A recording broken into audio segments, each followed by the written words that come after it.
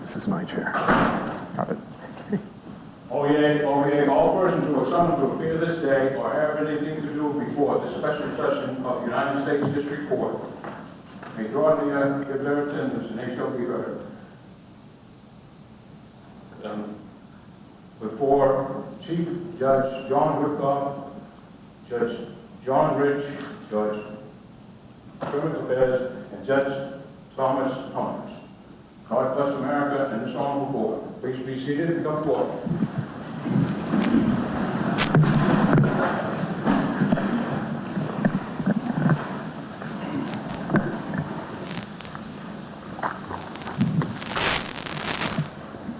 Good afternoon.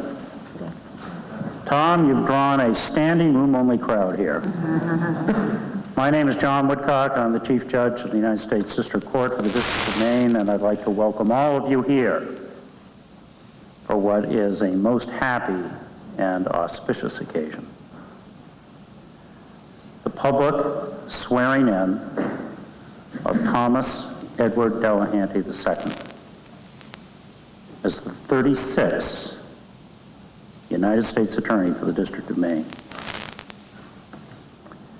I would first like to introduce my fellow judges. To my immediate right, Kermit Lopez of the First Circuit Court of Appeals, and to my immediate left is Magistrate Judge John Rich. To Judge Lopez's right is Justice Thomas Humphrey, the Chief Justice of the Maine Superior Court. When she comes, I will honor the presence of Congresswoman Shelley Pingree. She is stuck in traffic.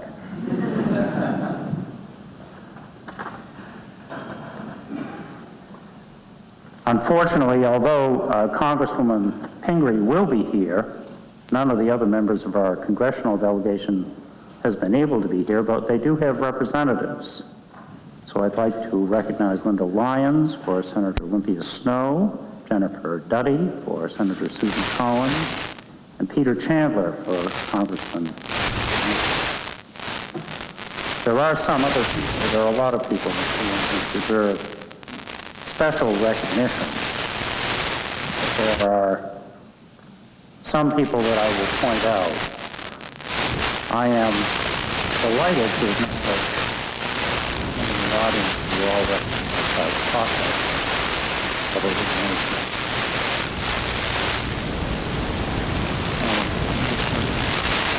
For Cumberland County, a former member of the state of Maine House of Representatives, a former member, former Attorney General of the state, a former United and a former governor of the state of Maine. Ladies and gentlemen, that's one person. And that person, I'm honored to introduce Governor Joe of White County. Would you please stand?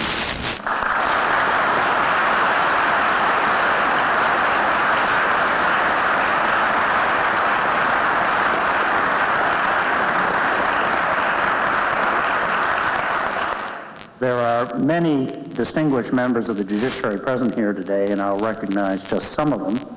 The state of Maine judiciary is represented in the audience by Chief Justice of the Maine Supreme Judicial Court, Lee Softly, where you Lee? There you are. And former Chief Justice Vincent McCusick, who is here today.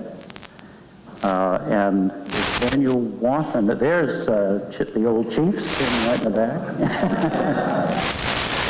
And I see other justices of the Maine Supreme and one is retired Justice Roberts. Justice Clifford brings at least 2 special qualifications here.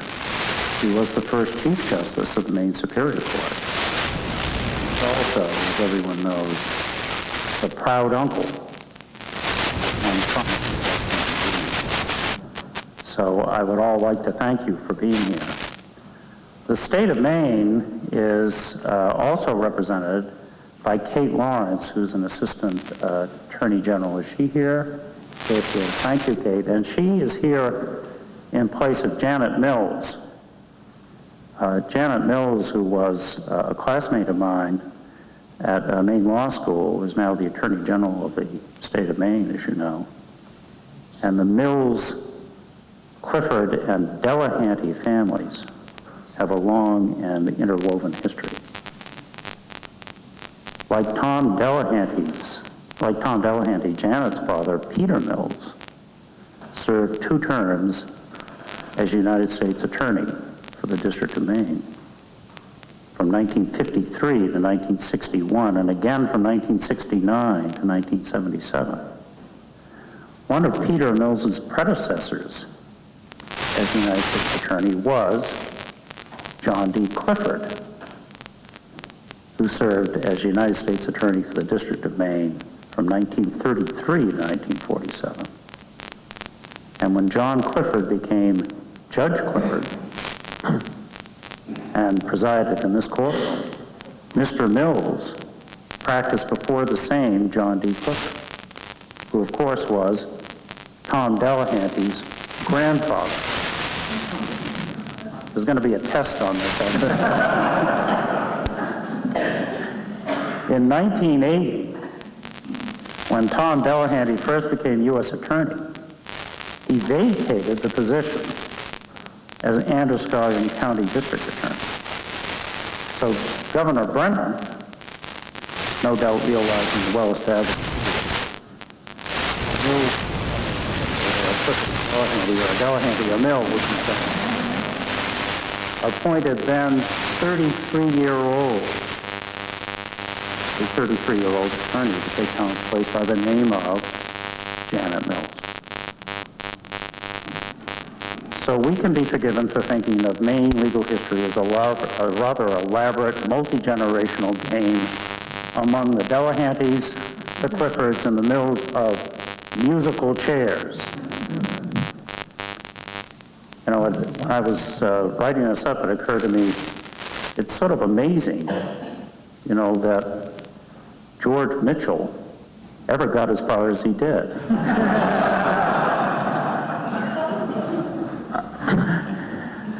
Today is former Maine State Attorney General James Tierney. Jim, there you are. Nice to see you, Jim. And former United States Attorney Jay McCluskey. Are you here, Jay? Did you make it through traffic? There you are. Thank you. And as I say, somehow they achieved their positions despite the shared handicap of not being a Mills, a Silsby, a Delahanty, or a Clifford. So welcome to you both. And also with us today is Larry Gilbert, the former U.S. Marshal. Larry, you here? And thank you for coming. Finally, turning back to family members, I'd like to recognize the members of Tom's immediate family who are with him here at council table today. Tom's wife, Ruth, his sons, Patrick and Michael, Michael's wife, Sarah, and Tom and Ruth's granddaughter, Kira. Welcome to you all. I will not go forward and single out the other innumerable members of the Clifford Delahanty clan. Since if I began, there would be no way we'd ever get done. And I will skip over at this point my introduction of Shelley Pingree, who when she arrives I'll ask to speak. And instead we'll recognize at this time Linda Lyons, who will speak for Senator Olympia Snowe.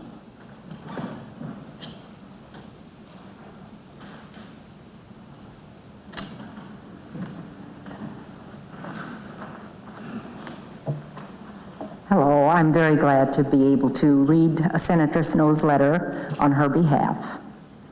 Dear friends, I wish to offer my greetings and best wishes as you gather for the official administration of oath ceremony to Thomas E. Delahanty II, the 36th United States Attorney for the District of Maine. The position of United States Attorney serves a critical role in our judicial system, requiring an individual to understand and exercise the highest level of legal process while revealing at the same time a distinguished sense of ethics and personal integrity. As the Chief Federal Law Enforcement Officer with the Federal Judicial District of Maine, Judge Delahanty will have three major responsibilities. 1, the prosecution of federal criminal cases. 2, the prosecution and defense of civil cases in which the United States is a party. And 3, the collection of debts owed the federal government. No small task on the shoulders of one person who certainly has earned among the highest of honors to serve the state of Maine. As the recipient of this prestigious position, Judge Delahanty has truly reflected the characteristics of exceptional professionalism which this appointment evokes. He has already achieved great distinction with a career which has included private law practice, his work in both the county, district, and U.S. Attorney's offices, and his position as Justice and Chief Justice of the Maine Superior Court. What a legacy he has already developed, and he appears not to be done yet. Thank you for allowing me to share in this official swearing-in ceremony, and I am especially pleased to join with your family, friends, and colleagues in expressing congratulations on your appointment. Sincerely, Olympia J. Snow, United States Senator.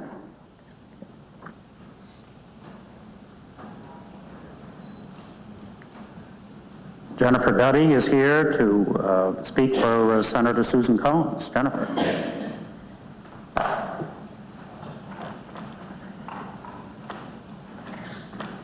Thank you, Your Honor. My name is Jennifer Duddy, and I'm pleased to read the following letter on behalf of Senator Susan Collins. Dear Judge Delahanty, it is a pleasure to congratulate you on your swearing in as United States Attorney for the District of Maine. This is an important and demanding position, and I know that you will meet the challenge. While the duties of United States Attorney have evolved over the years, the fundamental requirements of a U.S. Attorney have remained constant: professionalism and integrity. Throughout your exceptional law career, you have consistently demonstrated those qualities. Your exemplary service as District Attorney for Androscoggin, Franklin, and Oxford counties, and more recently as a Justice of the Maine Superior Court, has been marked by leadership, fairness, and a commitment to upholding the law. Your nomination by President Obama to this vital position and unanimous confirmation by the Senate underscores your long-standing impeccable reputation. The people of Maine will be well served by your experience, dedication to justice, and character. Congratulations, and I wish you all the best. Sincerely, Susan Collins, United States Senator. Thank you. Thank you, Jennifer.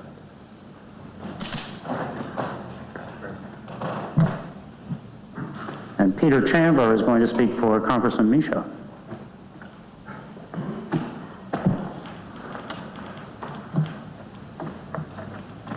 Thank you, Your Honor. Congressman Mishu regrets that he was unable to be here today as he's traveling with a member of the President's cabinet today in the 2nd District, the United States Trade Representative. So he sends his regrets and wanted me to read this statement. It was an honor to work closely with Congresswoman Pingree on the recommendation process for our next U.S. Attorney, and I have to say that President Barack Obama made a terrific pick. We're here today for the swearing-in of Thomas Delahanty to be Maine's next Chief Federal Law Enforcement Officer. And despite the extensive responsibilities of the job, I have no doubt that he will capably lead the office of U.S. Attorney with the utmost integrity. Tom is highly qualified for this position and has a vast amount of experience. After graduating from the University of Maine School of Law, Tom worked as a district attorney for Androscoggin, Franklin, and Oxford counties. He also served as a justice for the Maine Superior Court as well as Chief Justice, and he even served in the very office that he has now been confirmed to lead. Tom's vast experience exemplifies his dedication to protecting and promoting the well-being of Mainers and all Americans. Tom is an expert in his field and has a proven track record. It is not difficult to see how he has gained the respect of his peers in Maine and around the nation. The combination of his professional experience, organizational leadership, and temperament makes me confident that he will serve our state with distinction. I know that I join the entire Maine congressional delegation in wishing Tom all the best, and that we look forward to him hitting the ground running. Congratulations, Tom, and thank you for your service to our state and our nation. Thank you very much, Peter. We'll skip by Congresswoman Pingree in hopes that she'll speak for herself. At this time, I would like to recognize Mark Harrison. When Tom was district attorney for Androscoggin County, he showed characteristic good judgment in hiring Mark, then a bright young lawyer, as assistant district attorney. And when Tom left to become United States attorney, Mark followed him and started what was to be a truly outstanding 27-year career as a federal prosecutor. What makes Mark's role today even more appropriate, however, is that Tom's professional judgment was matched by Ruth's personal judgment. For when Ruth met Mark, she had another role in mind for him. She introduced Mark to her sister, Nancy, and in the fullness of time, Mark became Tom and Ruth's brother-in-law. Mark is going to speak about the office of the United States Attorney General here in Maine. Mark?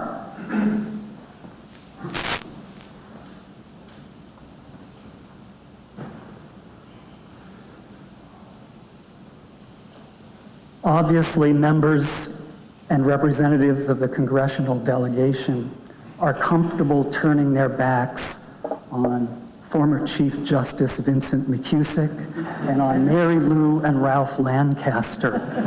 I, however, am a member of the Bar of Maine, and my apologies to all of them.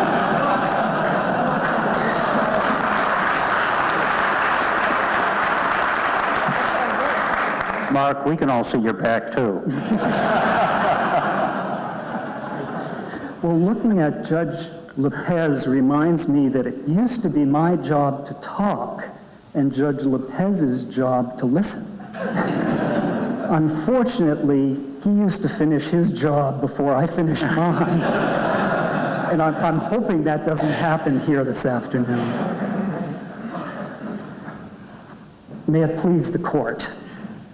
On this special occasion, as we look forward to the public service of a new United States Attorney for Maine, and in this place, which next year celebrates 100 years of holding court, and which bears the name of Edward T. Janneau, one of the great legal luminaries in Maine history, one cannot help being struck by an inspiring sense of our country's history, and also of our own part in an inherited trust that is as enduring as the country itself.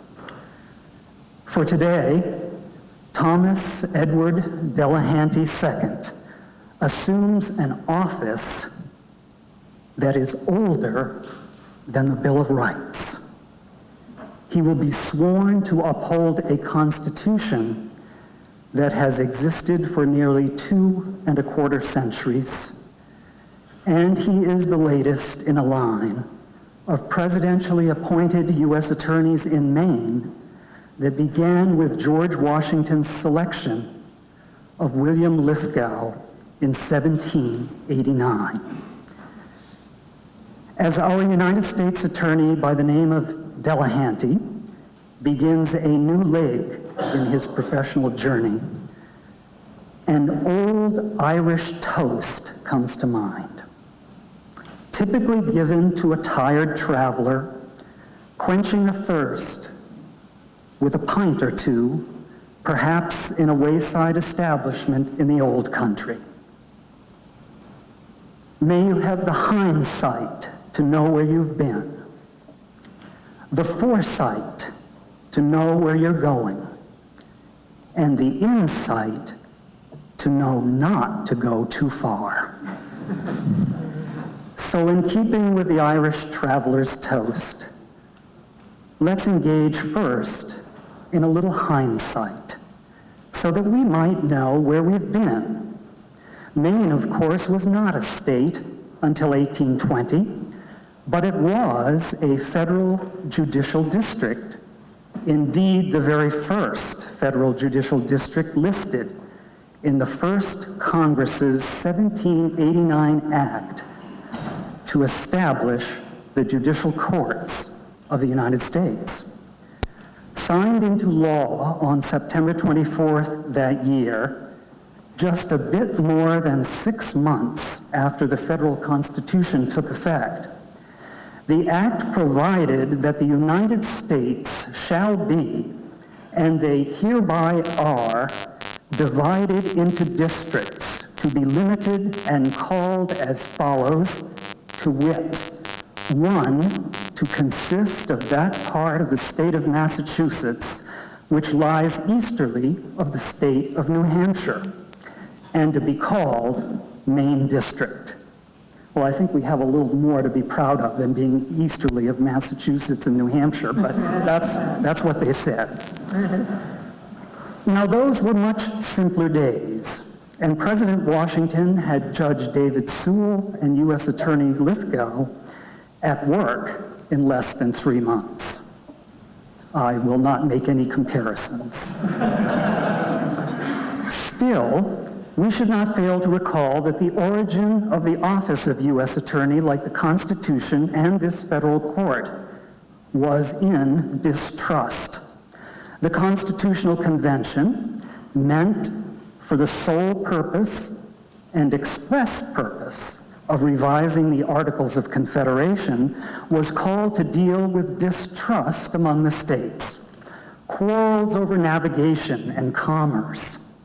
New Jersey even had its own customs service, and things were so bad that John Adams was prompted to comment that he saw more trouble from attempts to govern ourselves than from all of the fleets and armies of Europe.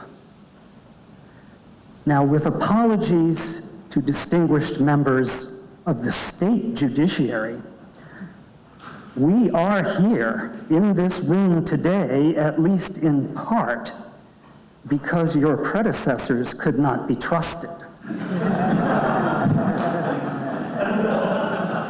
They could not be trusted to settle conflicts among the states fairly and were perceived as favoring local interests.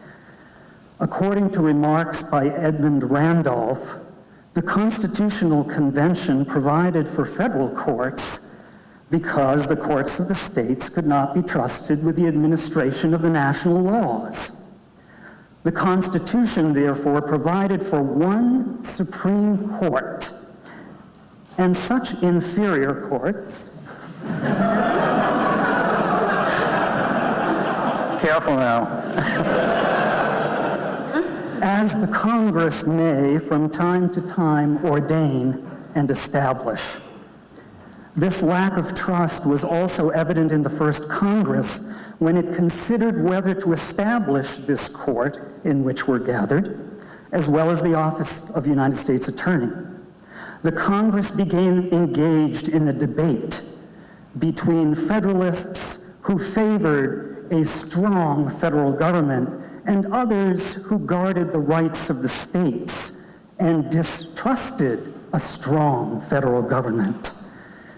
After 221 years, one might inquire, and I would ask Congresswoman Pingree, has anything really changed? Compromise centering upon the federal court's limited jurisdiction carried the day. The Judiciary Act passed, and we are here today because the act provided There shall be appointed in each district a meet person learned in the law to act as attorney for the United States in such district, who shall be sworn or affirmed to the faithful execution of his office, whose duty it shall be to prosecute in such district all delinquents for crimes and offenses cognizable under the authority of the United States, and all civil actions in which the United States shall be concerned. Now, the irony cannot escape us today that this meet person learned in the law and selected to enforce national law is one of the longest-serving Superior Court justices in state history. But this is Maine, and he is Thomas Delahanty. Turning now toward a little foresight. We know that the U.S. Attorney must fulfill the statutory responsibilities of prosecuting criminal cases brought by the federal government, prosecuting and defending civil cases in which the U.S. is a party, and collecting debts owed to the federal government, which cannot be collected administratively and thus require resort to judicial action. However, this office will be involved in much more than that. Project Safe Neighborhoods helps to educate the public and law enforcement officials about the firearms laws. The Violence Against Women Act requires efforts in dealing with domestic violence. Project Safe Childhood addresses internet crimes involving children.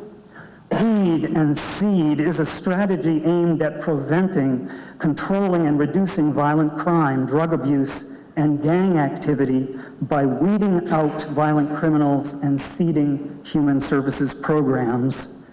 There are statutory responsibilities to crime victims and witnesses, and of course the efforts of the federal drug court.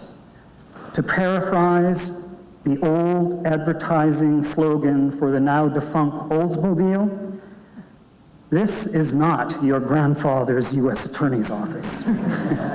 And as I'm sure Maine's newest U.S. Attorney has discovered already, it is not even the office which he left nearly 3 decades ago. Now, finally, a little bit of insight. One Supreme Court justice has observed that the United States Attorney is the representative not of an ordinary party to a controversy, but of a sovereignty whose obligation to govern impartially is as compelling as its obligation to govern at all, and whose interest, therefore, in a criminal prosecution is not that it shall win a case, but that justice shall be done. As such, he is in a peculiar and very definite sense the servant of the law, the twofold aim of which is that guilt shall not escape or innocence suffer. With his lengthy and successful career as a justice of the Superior Court, and with his prior successful service as a respected former state and federal prosecutor, there are few servants of the law equal to Thomas Delahanty. In short, he and his professional staff will know just how far to go. And there is another Irish toast, which might well have been written for a United States attorney or for any public servant in the executive, legislative, or judicial branches of government, wrestling on our behalf with the responsibilities of office and doing their best to live up to the trust we place in them. May the raindrops fall lightly on your brow. May the soft winds freshen your spirit. May the sunshine brighten your heart. And may the burdens of the day rest lightly upon you. So may it be.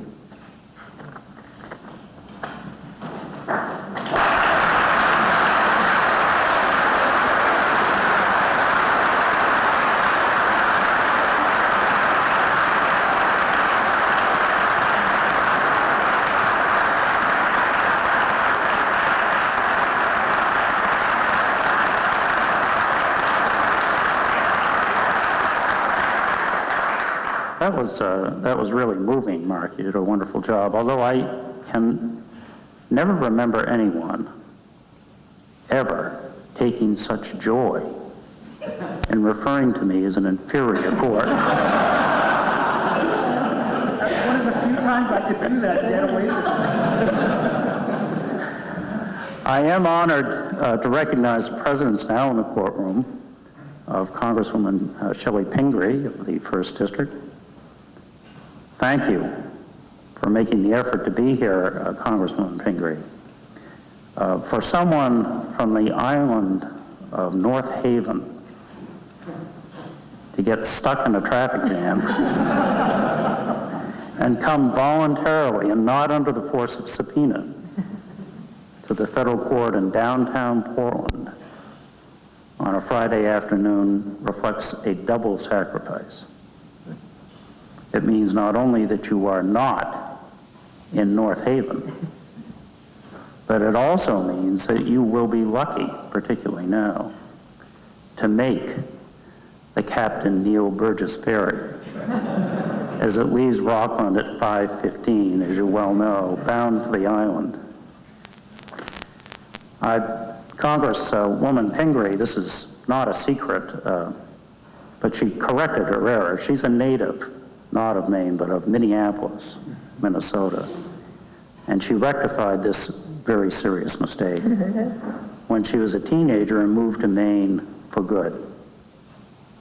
After graduating from the College of the Atlantic in Bar Harbor, Congresswoman Pingree retreated to the beautiful island community of North Haven, where she raised her children, served her community, and began a business. In 1992, she was elected to the Maine State Senate, and in 1992, she was elected the Maine State Senate's majority leader. After leaving the Senate due to term limits, Congresswoman Pingree became the president of Common Cause. And in 2008, she was elected to Congress as the representative of the 1st Congressional District of Maine, the first woman to be elected to Congress from the 1st District. You're a little bit behind down here in the 1st District, I might add. Congresswoman Pingree is responsible for our being here today, since she and her colleague, Congressman Michaud, formed a selection committee and ultimately recommended Tom Delahanty to President Obama for appointment as Maine's United States Attorney. Congresswoman Pingree, would you care to say a few words to us?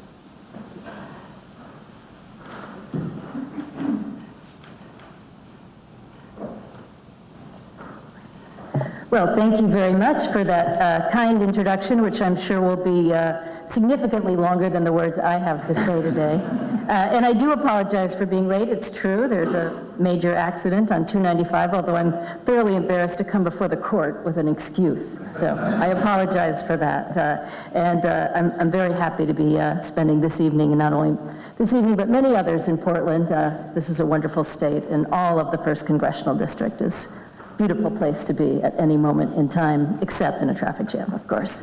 But mostly, I'm pleased to be here today for this very happy occasion, and honored to be even a small part of the swearing in of our new U.S. Attorney, Thomas Delahanty. Congratulations. And I was pleased with my colleague, Congressman Michaud, to be part of the process of making this happen. Very grateful to our selection committee to helping us weed through the many wonderful people who could serve in this job, but glad to see you back here today. Honored to hear some of the wonderful things about the court and all we have to learn today, and also about this distinguished office. You, as everyone in this room knows, comes from such a distinguished line of lawyers in Lewiston, Maine, and to know your grandfather was also a U.S. attorney brings a tremendous amount of history to this. And the fact that your father also served as a judge in both Maine Superior and Maine's Court. And I know your brother from his wonderful work as an accomplished attorney and working with the state legislature, both with myself and my daughter. And I have to say, coming from a very small political dynasty myself of me and the daughter, I'm in awe to be in the presence of you and all the members of your family who have given such wonderful public service. And also, as was stated before, your amazing experience in history, both as one of the most experienced judges in Maine's history, serving on the Superior Court and as Chief Justice of the Superior Court, but also the fact that you've been in this job before and 3 decades later are coming back to work with us and to hold what is such an important role in our state.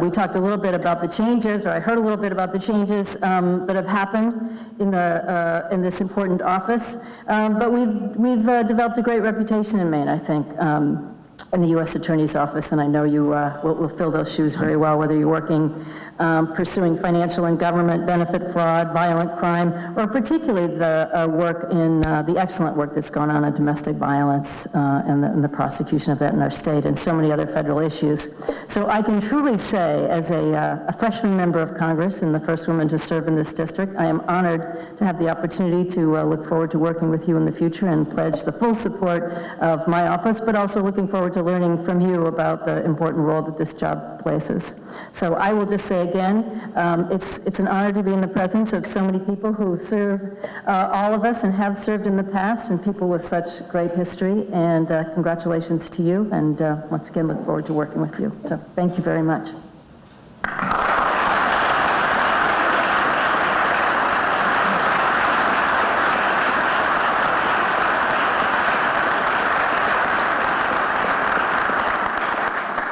Thank you very much. At this time, I'd like to recognize my brilliant and irrepressible classmate and friend, Jack Clifford. Jack is the grandson of the United States District Judge John D. Clifford and is a lawyer practicing in Lisbon Falls. In speaking here today for Tom Delahanty, Jack is carrying on another family tradition. For 30 years ago, Jack's father spoke on behalf of the family at Tom's first swearing in as U.S. Attorney. Jack.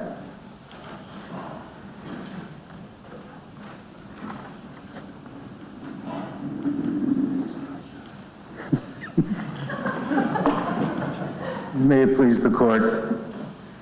It is a great joy for me today to reprise the role of my late father 30 years ago in this courtroom, when he introduced his nephew, my cousin Thomas E. Delahanty II, to this court for his induction as United States Attorney for the District of Maine.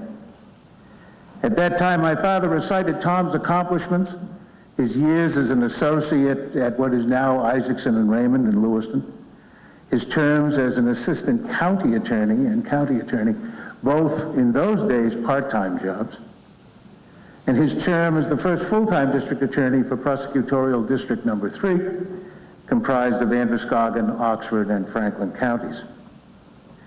During those years, Tom served the Maine State Bar Association on its Board of Governors and as vice president and ultimately president of the Androscoggin County Bar Association. He was vice president and a member of the Board of Directors of the National District Attorneys Association and president and board member of the Maine Prosecutors Association. His community activities were and are impressive. He's a member and past chairman of the Auburn-Lewiston Sports Hall of Fame and a member of the Lewiston Council of the Knights of Columbus. He served as co-chair of the Lewiston City Franklin Pasture Committee for the development of our high school playing fields. He was a member of the Lewiston Auburn Rotary Club and Chamber of Commerce, was a volunteer youth basketball, baseball, and football coach, as well as a parish council member of and Eucharistic minister in St. Patrick's Parish in Lewiston. On November 4, 1983, about 2 years after his first term as United States Attorney ended, Governor Brennan appointed Tom to the Maine Superior Court, following in the footsteps of his father, my uncle, Justice Thomas E. Delahanty, where he sat for 26 years, 7 months, and 26 days. The second longest term in the history of the Maine Superior Court. Justice Brennan, I might add, is fast approaching that record. During those years, he served a 5-year term as Chief Justice of the Superior Court and sat on numerous state and national judicial committees and commissions. He was honored by the Maine Trial Judges Association with the Vincent L. McCusick Award in 1996, and in 1997 with a Doctor of Law degree honoris causa from his alma mater, St. Michael's College. Throughout all those years and to this day, he has remained connected to and active with the Androscoggin County Bar. As a past president of that association, I can say without fear of contradiction that the local bar will miss him as our presiding justice, and that he will continue, we hope, to attend our dinners and meetings. Tom's achievements in the legal system and his decades of service to our local, state, and national communities make him particularly well suited to undertake once again the duties of the United States Attorney. Those achievements and sense of duty arose in no small measure from his upbringing. Tom is the first member of the 6th generation of our family to practice law. He is one of the 13 if you count our left-hand cousin, Justice Crowley, living members of the family admitted to practice here in Maine. As you heard earlier, Tom is a successor to our grandfather, John D. Clifford Jr., who was appointed to the office of the United States Attorney for Maine by Franklin Delano Roosevelt in November 1933.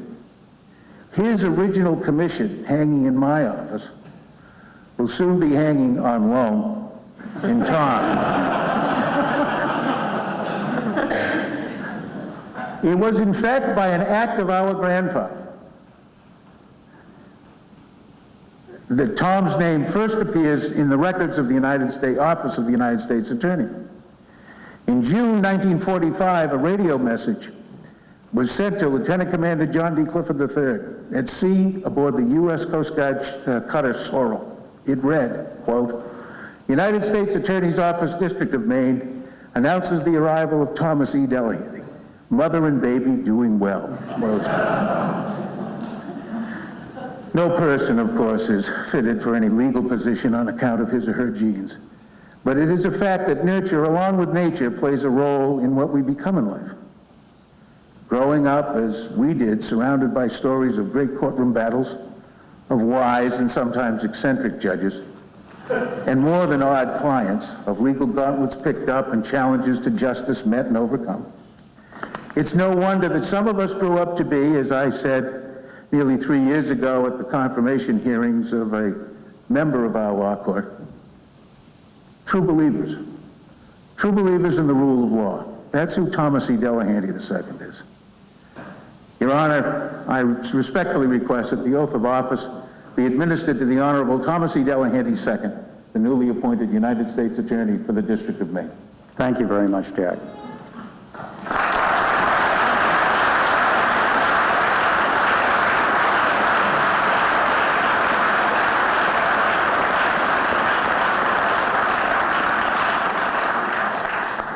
Jack, one question. What is a left-handed cousin? That's what Justice Crowley is.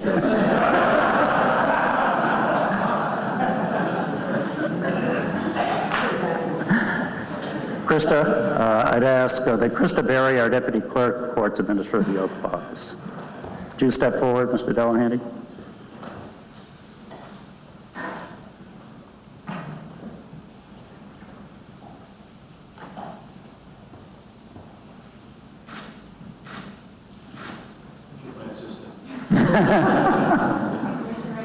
I, Thomas E. Delahanty II. I, Thomas E. Delahanty II. Do solemnly swear. Do solemnly swear. That I will support and defend. That I will support and defend. The Constitution of the United States. The Constitution of the United States. Against all enemies, foreign and domestic. Against all enemies, foreign and domestic. That I will bear true faith and allegiance to the same. That I will bear true faith and allegiance to the same. That I take this obligation freely. That I take this obligation freely. Without any mental reservation or purpose of evasion. Without any mental reservation or purpose of evasion. And that I will well and faithfully discharge. And that I will well and faithfully discharge. The duties of the office on which I am about to enter. The duties of the office upon which I am about to enter. So help me God. So help me God. Congratulations. Thank you.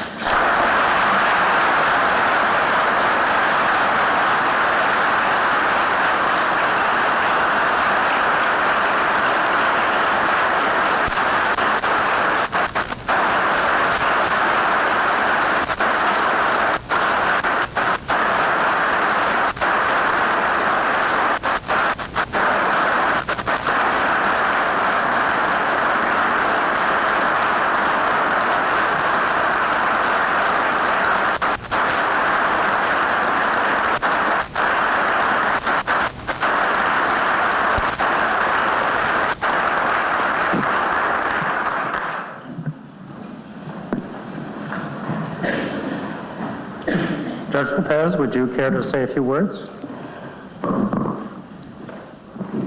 Governor Brennan, Chief Justice Softly, other distinguished guests. Back in the day, Tom Delahanty and I were colleagues on the Maine Superior Court. In fact, he was my chief judge for 4 of our years together. But more on that in a moment. First, I want to share with you my enduring image of Tom Delahanty.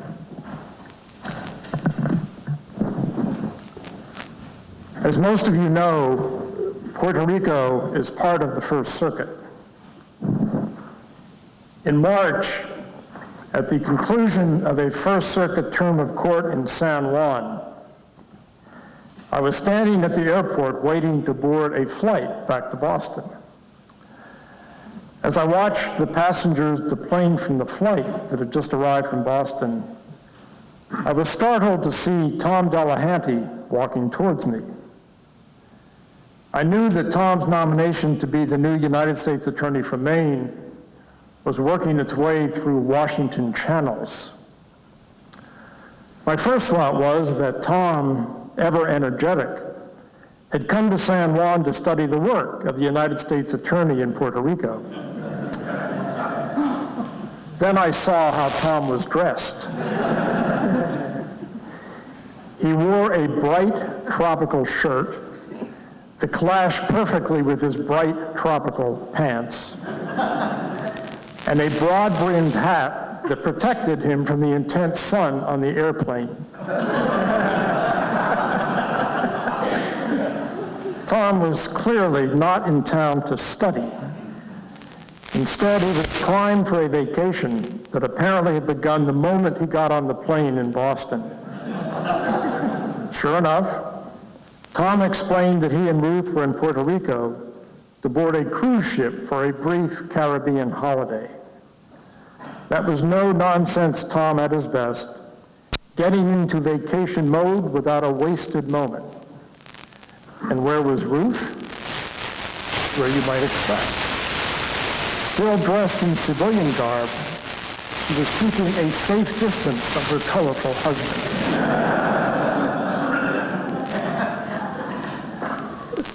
There's actually a link between the Tom Delahanty I saw in San Juan and the Tom Delahanty who was my chief on the Superior Court. Whether on vacation or at work, Tom does not waste moments. He is well organized, he takes charge, and he is a strong leader. As the chief judge of the Superior Court, Tom displayed those administrative and leadership skills in abundance, including at our meetings of Superior Court judges. As you might imagine, presiding over a meeting of opinionated and easily disgruntled judges is not easy. But Tom always did it superbly, somehow striking the right balance between patient listening and firm control over the agenda. Now that Tom is managing the large law office that the United States Attorney's Office has become, his administrative and leadership skills will be great assets to him. Of course, we are all aware of the unusual symmetry in Tom's legal career. Barely beyond his teenage years, he was the United States Attorney for Maine. Now, late in his legal career, he is the United States Attorney again. In between, there were almost 27 years as a Superior Court justice. Although rare, that career trajectory makes perfect sense for his new position. United States attorneys exercise enormous power. They are simultaneously administrators of justice, courtroom advocates, and officers of the court. As the American Bar Association's criminal justice standards put it, and as Mark Terrison has put it so eloquently, the duty of the prosecutor is to seek justice, not merely to convict. In fulfilling that duty, the United States Attorney must make countless decisions about who to prosecute and how to prosecute. These are consequential decisions for the individuals involved and for the public. Although there are some rules that inform these judgments, They are largely discretionary calls. For the wise exercise of that discretion, there is no better teacher than experience. By his own count, Tom Delahanty has presided over more than 1,000 cases as a Superior Court justice. From that privileged perspective, he has seen many prosecutions that were essential and some that were ill-advised. He has seen prosecutorial tactics that were admirable and some that were not. He has seen the human misery inflicted by criminal conduct, and he has heard the victims cry for justice. He has made difficult, gut-wrenching sentencing decisions time and time again. He knows that the quality of a judge's work is affected by the quality and integrity of the advocate's work. He certainly knows how judges think. When Tom Delahanty exercises his discretion as the United States Attorney, his decisions will be informed by a richness of experience that few can match. Maine and the country have been well served by the excellence of the United States attorneys in the District of Maine who have preceded Tom. I know that Tom will continue that proud tradition. I congratulate Tom, and I congratulate all of us who will be the beneficiaries of his distinguished service. Thank you very much.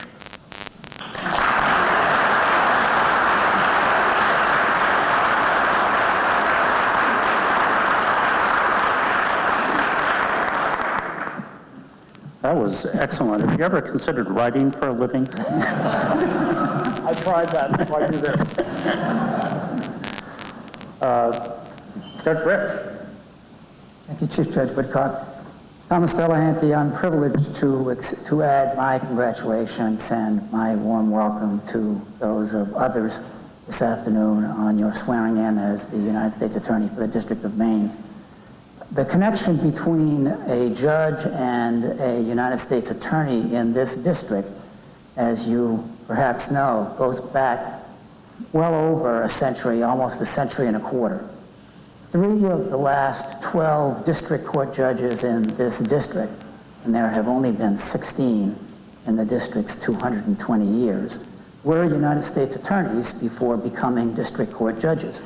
Nathan Webb in 1882, John Clifford in 1933, and your immediate predecessor when you prior had the office, George Mitchell, in 1979.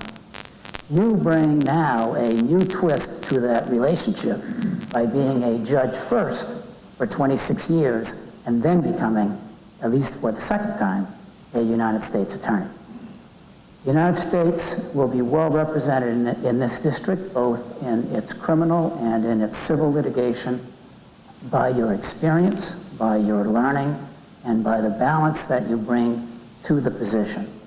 Because of your background, both as a prosecutor, as has been noted, a defense lawyer in your career, and also, of course, a judge, you bring a balance of perspective that, as you yourself have said previously, will enable you to, quote, see both sides of an issue, unquote. Life doesn't offer most of us an exceptional opportunity twice. In your case, following your tenure as U.S. Attorney in 1979-1980, you have had the rare good fortune to have become the U.S. Attorney twice. I know that you were looking forward to having a chance to finish what you started 30 years ago. With that in mind, Judy Harrison of the Bangor Daily News wrote that you are headed back to your future. Congratulations again, and Godspeed on your journey. Thank you. Thank you.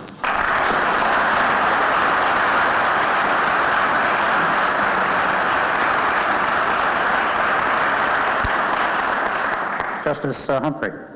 Thank you. Chief Judge Woodcock, I'd like to first thank you very much to you and to your colleagues for the invitation and the opportunity to say a few words about our valued friend and former colleague, Tom Delahanty. One of the things I thought I would try to do for you and your colleagues and for the members of the federal criminal justice system is to tell you a little bit about Tom, things you've heard today and already know, maybe a couple of things you don't know, as you prepare to deal with him on a more regular basis much like we had to do.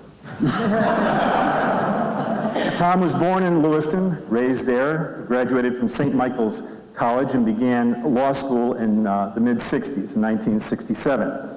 While he was at law school, he also worked for Central Maine Power Company, and I, for one, think it's purely coincidental that coincided with the great Northeast blackout that occurred about that time.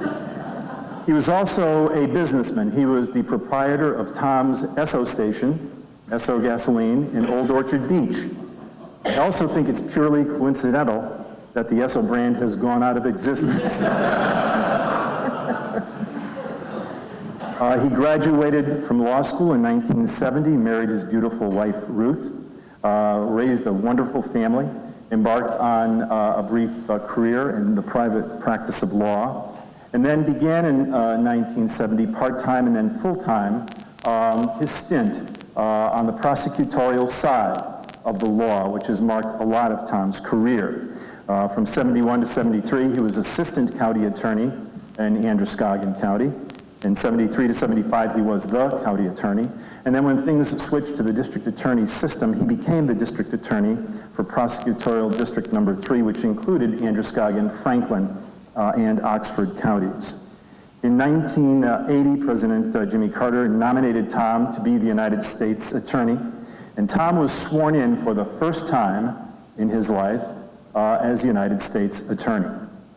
In 1983, he was made the 79th Justice of the Maine Superior Court, where he served ably for about 27 years. His father was the 49th Superior Court Justice in our state. In 1990, he began his stint as our 3rd Chief Justice with a marvelous 5-year term that was just wonderful for what it did for our court. In March of this year, Tom was nominated again to be United States Attorney by President Obama, and on July 1st, he was sworn in as a United States Attorney for the 2nd time. And here we are today. Tom has been sworn in for the 3rd time for the same office. While, as Mark Terrison happily notes, the states may not be trusted to resolve national disputes, I would suggest that our oaths have more shelf life.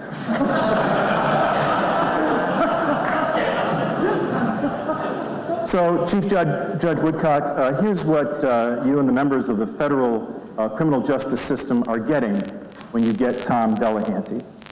You get a dedicated family man with a beautiful family.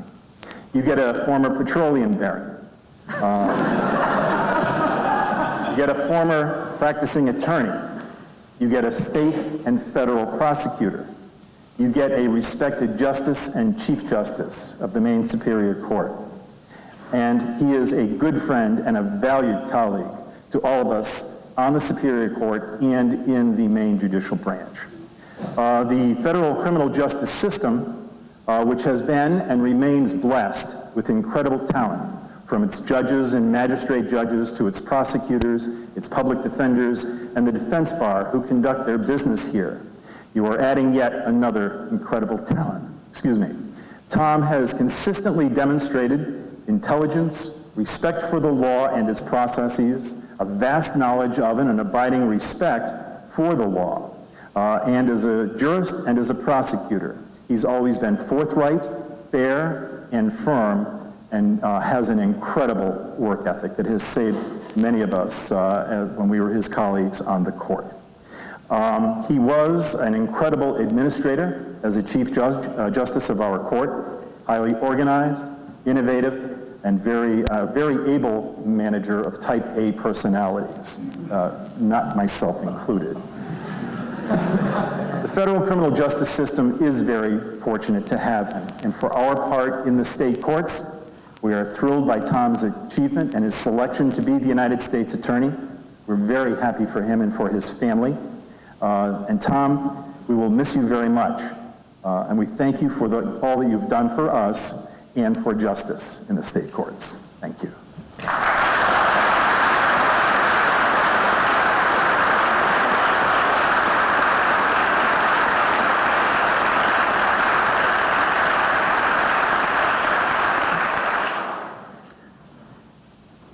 I would like to add my congratulations to the words you've heard. Tom, you displayed at an early age a certain shrewdness and an understanding of human nature. I refer, of course, to what Justice Humphrey referred to, and that is the summer of 1969, when you and your brother ran the gas station called Tom's Esso. You did not just sell gas.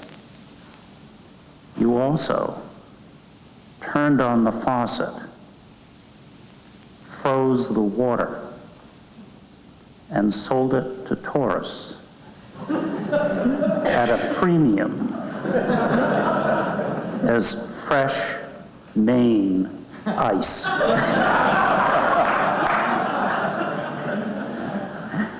And I want you to know, Tom, that I have steadfastly defended you whenever people have suggested, as some have, that throughout your legal, prosecutorial, and even judicial career, you have always made your living selling one form or other of Tom's gas.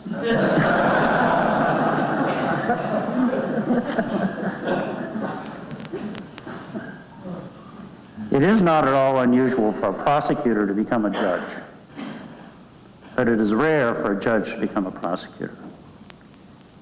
In the federal system in particular, it strikes me as a distinctly good thing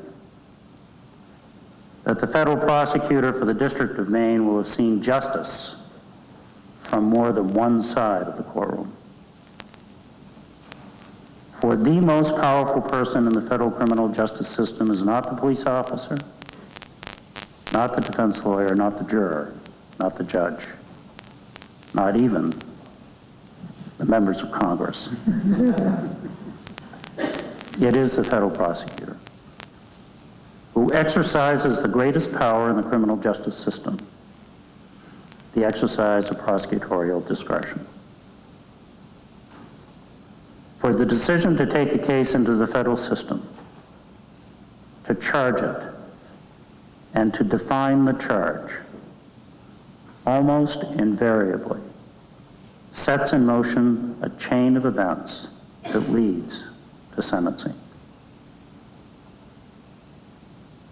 And at the sentencing, the judge, sometimes nudged by the sentencing guidelines and sometimes elbowed by mandatory minimums, becomes an echo of the prosecutor's original charging decision. For the victims of the crime, for the defendant, and for their families, and for society as a whole, the decision to initiate a federal prosecution is a momentous event. And for the people touched by the crime and the people touched by the charge, their lives will never be the same. So it is fitting that within the professional experience of Maine's federal prosecutor is a memory of victims and the need for justice, a memory of defendants and the need for mercy, and a memory of sentencing and the need for balance. But I know, Tom, you are the person for the job because I knew your father. And I knew him to be, above all, a gentleman. And I know you carry yourself as he did, as a gentleman. And in doing so, that you represent the very best of that great Clifford Delahanty legacy of service. In short, you have the temperament, the intellect, the life experience, the genes, the wisdom for the job. And on behalf of the court and on behalf of the people we serve, I want to thank you for continuing your family's remarkable history of public service to the people of this great state and the citizens of this great country. Now, Tom, I believe that you have reserved a few moments for a brief rebuttal.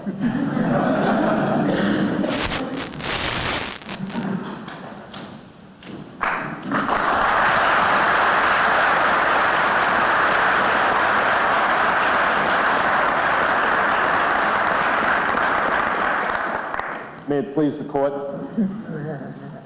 The other court. As Mark said, I hate to turn my back, but kind of have to. It's set up this way. I greatly appreciate all of the remarks that everybody has made here, and I would like to address directly some of the ones made by the bench on rebuttal. And first off, Chief Judge Woodcock, when you spoke of the family and the legacy, I think we also have to acknowledge the Woodcock legal legacy in the city of Bangor, which is each equally prestigious. Also, with reference to the fresh native ice, it wasn't being sold as we were selling it as souvenirs. But it wouldn't last long, so they had to keep coming back. And Judge Lopez, I did meet you that day in San Juan. I was dressed for vacation, and now people know what judges wear under their robes. But you didn't make any comment about the clash of my outfit with my fluorescent tan. Judge Rich, the first court, or I guess that might be semi-court appearance I've made since I've taken over now was in drug court, switched in front of you just a couple of weeks ago. And I intend on being in court at various times as my schedule permits. And Chief Justice Humphrey, you made reference to the success of the SO enterprise, but I want you to know that my brother John and Jack Clifford also had major roles in that enterprise. As a matter of fact, when it was my shift, it was Tom's SO. When John was working, it was John's SO. And Congresswoman Pingree, I greatly appreciate you being here today and the difficulties you had getting here today. And reference was made to the ferries from North Haven, and I have some experience with that indirectly in that holding court in Knox County. I found out very early on that court schedules are very often subject to the ferry schedule. Whenever we had a witness, a party, or a juror, we couldn't start court until the ferry boat came in, and we had to recess early so they can make the last ferry back. And when a judge goes down there for the first time, you learn more about the state of Maine, and it's very interesting. And to Ruth, Patrick, Michael, Sarah, and Kira, and all my colleagues, and my family and friends, it is my honor and pleasure to be here in this position today. I greatly appreciate the honor of President Obama's nomination and the confidence of Representatives Michaud and Pingree for recommending me as a candidate for United States Attorney. It was a long process. I have to thank my family, friends, and colleagues for their support and encouragement to help me cope with the anxiety of the process. It was about 18 months ago, actually longer than some sentences imposed in this courtroom, when I got a call from my brother John that he had had several inquiries whether I had any interest in returning to the U.S. Attorney's Office. However, he was quick to make clear that despite his political connections, it wasn't an offer. It was just an idea. I consulted family and friends, and here I am. John and I have had the usual sibling rivalries during backyard football and driveway basketball games, but he's been very supportive and a good advisor during this process. Now, some people ask why. Why do I want to give up a position where I often had the last word and where counsel might say thank you even when I ruled against them? It's not about leaving the Superior Court. It's about returning to the U.S. Attorney's Office. I've always had the desire to return if the opportunity presented itself. It's a first-class operation, the pinnacle of the profession for prosecutors, and I hope to make an impression that the brevity of my first term of 14 months did not permit. To the extent that I have enjoyed any degree of success in my prior positions, it is only because I've had the enthusiastic support of some wonderful and very competent people. My colleagues on the bench who supported me when I was chief and who covered for me when I was recuperating. Court clerks and law clerks who kept cases moving and guided me in making the right decision. And attorneys who patiently advocated to educate me to the rightfulness of their side of the issue. But mostly I had support on the home front, where Ruth, Patrick, and Michael supported me and encouraged me when I was on the road, when they knew I had a tough case or a long day with dozens of cases. For a long time, Ruth had a cartoon on the refrigerator where the husband or father was seated at the dinner table saying, "In this house, my word is law." And the wife or the mother says, "Yes, but I am the Supreme Court." The circuit riding travel in the Superior Court in the pre-budget problem days was at times wearisome, but whenever I could, I tried to arrange it during a school vacation when Ruth and Pat and Mike could go with me to Rockland or Ellsworth, or when I could bring Patrick and Michael and have some one-on-one time in Bangor or Belfast. They would watch cases and afterwards ask about some ruling I made or questions by an attorney. One of my first memories, however, of going to court is in this very courtroom. My mother brought me here to see my grandfather. I don't remember anything about the case, but I do recall that I understood the seriousness of the moment and that something very important was happening. I was probably 5 or 6, Kira's age, and have a vivid memory of being in what is now Judge Single's chambers and being in awe of the grandeur of that room. But I was most impressed when one of the marshals took me downstairs in the basement to see the jail cell, and there was actually somebody in it. I still remember that. Now, several weeks ago, on one of my last days on the bench, Kira came to see me in court. She was a little shy, but watched intently. And later, while we were waiting for lunch, Kira looked at me and asked, "Baba, do you like your job?" I gave her my best answer. She then asked, "What is the hardest thing you have to do?" I answered as best I could. And she asked again, "What do lawyers do?" I was being cross-examined by a 5-year-old. But as I thought about my remarks today, her questions gave me pause to think about what we as lawyers and judges do and why we do it. There's no doubt that I lean to the law because of my family lineage, but also because I believe in our American values of justice and fairness and the way we apply it. I have often told jurors that some people may not believe it is a fair system of justice, but it is the best there is, and it has served us well for well more than 2 centuries. I started as U.S. Attorney for Maine 30 years ago. Now everything has changed except the spirit of the office: to do what is right, just, and fair in the interest of justice, and to protect the rights of our citizens.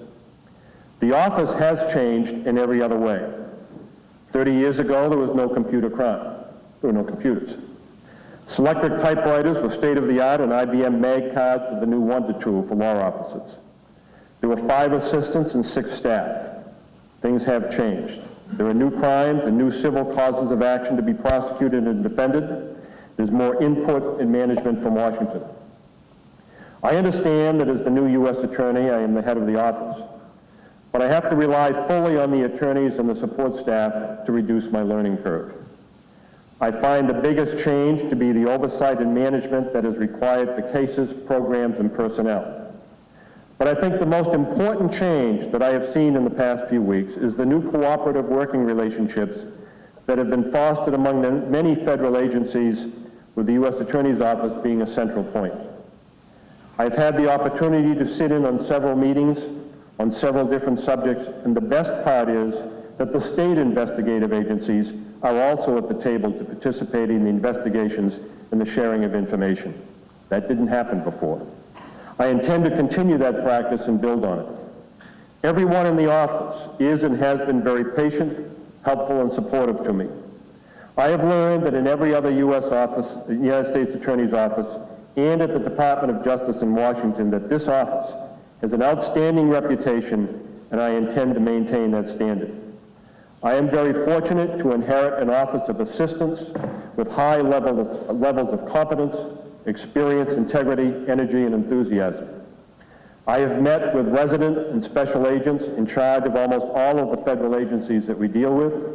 I've met with staff attorneys and support staff and with Chief Judge Woodcock to learn about office, agency, and court operations, and will continue to meet with others in and out of the office until I have exhausted the list. My roots are in the state justice system. I have talked with and will soon meet with state prosecutors to see if there are additional ways we can assist them to prosecute cases in the appropriate forum and to continue to offer the services of this office for education of attorneys, law enforcement, and the courts. When I was in Washington for the interview process, I was asked, how do you think the transition will go? Until then, I hadn't even considered there might be an issue. I outlined the history of the relationship of the Silsby and Delahanty families from my father and Bill Silsby serving in the Maine legislature in 1953 to 1954, to handling cases of Paula Silsby in 1980 and 81, to 2 generations of families serving on the Superior Court together. Paula and I communicated about the transition frequently. I told her I felt odd about it because I was trying to get her job. She was so gracious. All she said was, "That's great, it's wonderful, it's time, I need time for my golf lessons." That's Paula. She couldn't be here today because she's taking full advantage of her extra time and traveling with friends. I am extremely fortunate for the confidence that Governor Brennan had in me when he appointed me to the Superior Court. I had some great cases, some difficult cases, and some fun cases. It was a great experience and a good run. And to Joe Brennan, who will always be governor to me, thank you. And to Chief, he will always be Chief Vincent McCusick, I will always appreciate your support and confidence for my appointment as Chief of the Superior Court. And for Dan Wathen, who would listen with great patience to the ideas that Susan Calkins and I conspired on and presented at the Chiefs meetings. He'd listen, make a decision and say yes or no, and move on to the next issue. But I do remember, and will always remember, the look of satisfaction and accomplishment he had the day that Judge Calkins and I went to Augusta for the monthly meeting. We walked into the office and he said, "Keep your coats on, I want to show you something." Even though it was winter or mud season, it was obvious he was very happy. I thought he just wanted to show us a new motorcycle. But he took Judge Calkins and I across the river to what is now the Maine Judicial Center, a location that is now a central part of the judicial branch, affectionately called by some as Camp Dan. He told us of his hopes and plans for the property, and it has happened. I have great respect and a debt of gratitude to the chiefs that I served under in the Superior Court, Bob Clifford, Mort Brody, Roland Cole, Peggy, Judge Kravchuk, I guess now, for me, Andy Mead, Nancy Mills, and Tom Humphrey, who have always been extremely helpful and supportive and understanding of the plight of trial judges out in the field. And Chief Justice Lee Softly, to whom I offer no apology, by the way, I offered no guidance in her first jury trial in the Superior Court when she had a very unusual situation arise during jury deliberations. She did find and resolve the issue. She is ably managing the judicial ship with ever-shrinking resources. I also have to mention the guidance I received from trial judges whom I started my trial career in front of, especially Harry Glassman and Harold Rubin. They knew how to move cases and to keep order in the courtroom. And in this very courtroom, Judge Edward Janeau, the model of judicial patience. Now, when I was writing my notes for these remarks, I had some trouble finding an end. But there is one person I have not mentioned. That's my father. If he could be here for one more day, I wish it was today.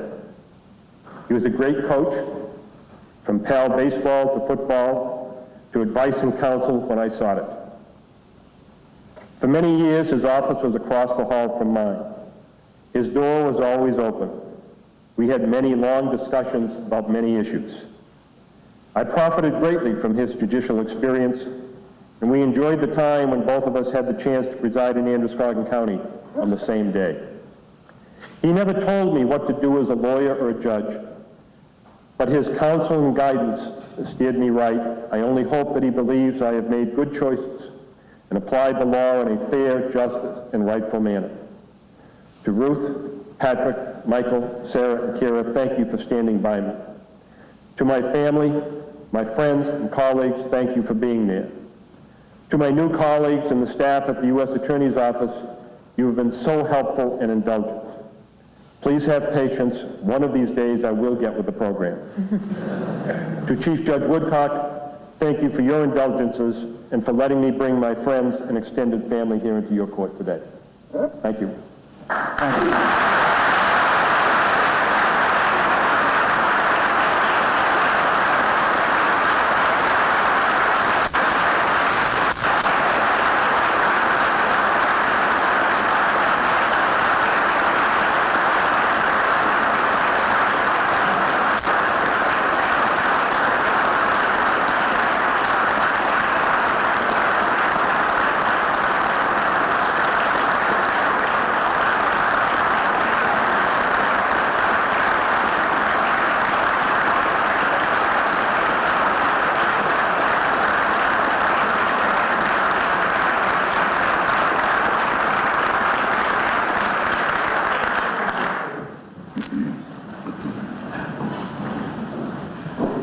Thank you, Tom.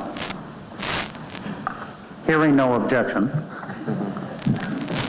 I hereby grant the first official motion of the United States Attorney.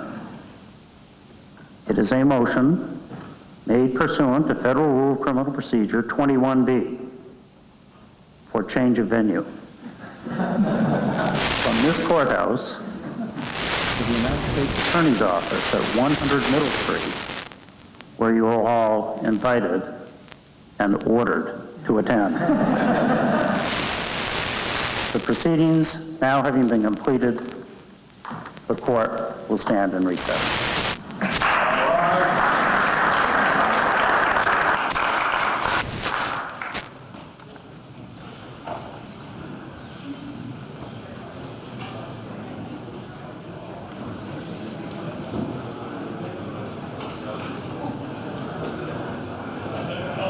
Friday.